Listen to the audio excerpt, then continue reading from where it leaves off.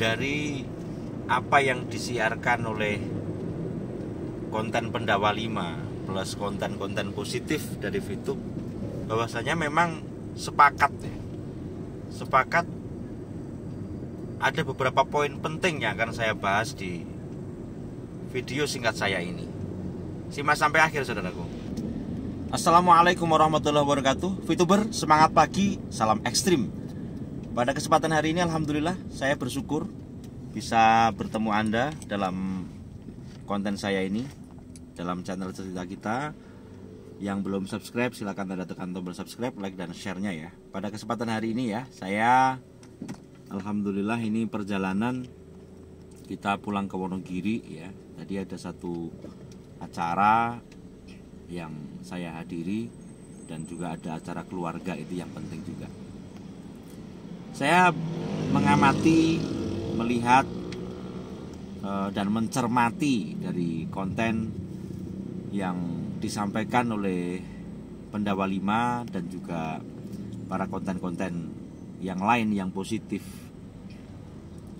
Saya ibaratkan bahwasanya VTube ini seperti sedang berjalan ya, ya seperti kita lihat ini, yang kita pasti punya tujuan. Dalam artian dalam perusahaan VTube ya ada visi, ada misi ya kan, yang kita tuju. Nah, untuk mewujudkan visi dan misi itu pastinya tidak semudah membalikkan tangan. Pak Wilbert mengatakan tidak semudah membalikkan tangan.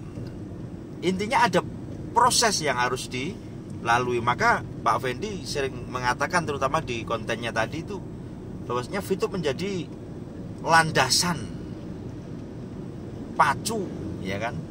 Bahwasanya memang yang sering saya katakan, dengan adanya VTube,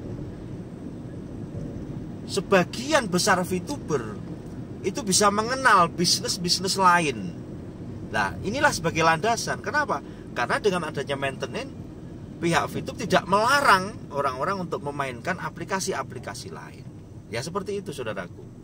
Untuk menyelamatkan perut dari semua VTuber. Dalam artian tidak harus aplikasi, atau misalnya secara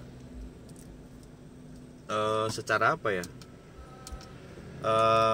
Secara konvensional ataupun secara aplikasi dibebaskan oleh VTube. Dalam artian monggo untuk dijalankan, yang penting sesuai dengan aturan atau legal dan logisnya. Itu yang pertama.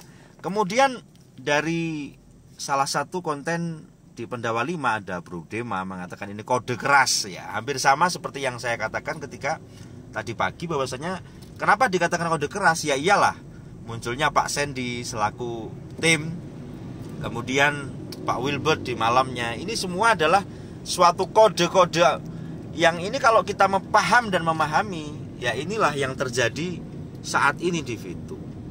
Pak Chris juga mengatakan tentang makna tersirat ya, bahwasanya VTube datang ini tentunya membawa suatu pertanda ya, seperti yang sering saya bahas pada saat dulu waktu VTube mau on, Pak Wilbert hadir ke permukaan itu beberapa kali, sehingga setelah itu ada penjelasan marketing plan VTube. Nah, itulah dari 3 konten kreator dan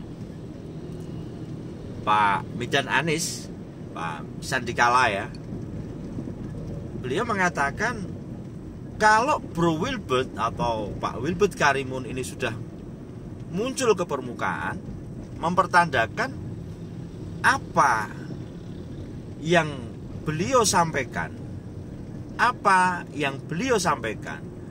sudah berani disampaikan di permukaan umum, mempertandakan bahwasanya ini memang benar-benar terjadi. Dan memang VTuber yang saat ini mungkin ragu-ragu itu harusnya sudah terobati. Kalau memang haters, ya iya, kalau haters itu tidak ada selesainya, orang dia itu memang nggak seneng VTube gitu loh. Tapi VTuber yang mungkin saat ini negatif ini gimana, nggak ada kejelasan orang yang melihat VTube ini dari pandangan nafsu, dia tidak akan puas. Seperti ini saudaraku. Ini dari beberapa konten Pendawa 5 itu saya katakan begini. Kalau memang kita melihat VTube ini dengan nafsu, maka progres apapun yang dilalui, progres apapun yang dilaksanakan oleh VTube itu tidak ada selesainya gitu loh. Misalnya nih, pada saat konten kreator menyampaikan sebuah sinyal begitu kan, ini kok cuma sinyal, nggak ada kepastian begitu misalnya. Kemudian muncul Pak Sandy gitu kan, ini kok ini nggak jelas, ini bukan My Future Business School ini yang menyiarkan kan begitu. Kemudian muncul Pak Wilbert, ini kok belum jelas lah, seperti itu terus gitu. Bahkan misalnya VTube on, ini kok cuma on ini lah gitu.